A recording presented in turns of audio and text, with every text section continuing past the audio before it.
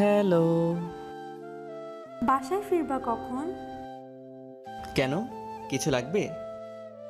হুম, এমনি। ও আচ্ছা। এই শোনো শোনো। কি? না মানে কি? একটা আনবা।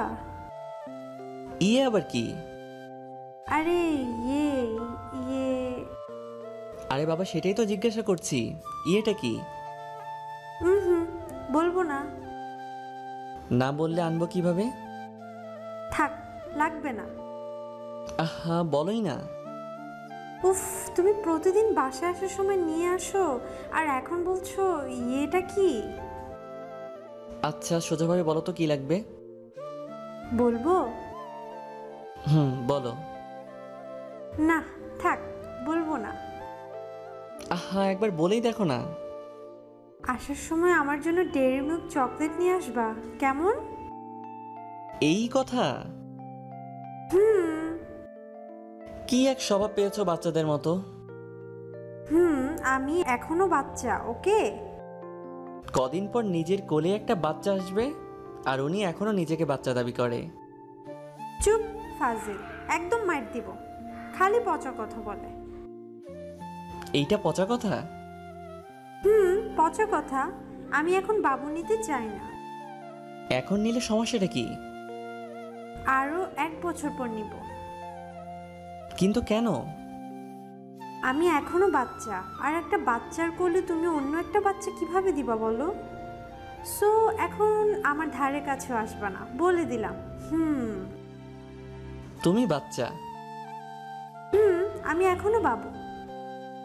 আজকে বাসায় এসে নেই, দাঁড়াও। আবার পচা কথা বলে, একদম মাইর দিব কিন্তু। আজ রাতে বাসায় এসে নেই, তারপর পচা কথা কি সেইটা বোঝাবো। আমি রাতে আম্মুর সাথে ঘুমাবো তাহলে। এহ, বললেই হয়ে গেল। রাতে বাসায় এসে নেই, দাঁড়াও। চুপ, খালি দুষ্টামি। দুষ্টুমি ছাড়া একটা কিচ্ছু বুঝে না, ফাজিল একটা। বুঝতে চাইও না। রান্না আছে, ফোন রাখছি এখন।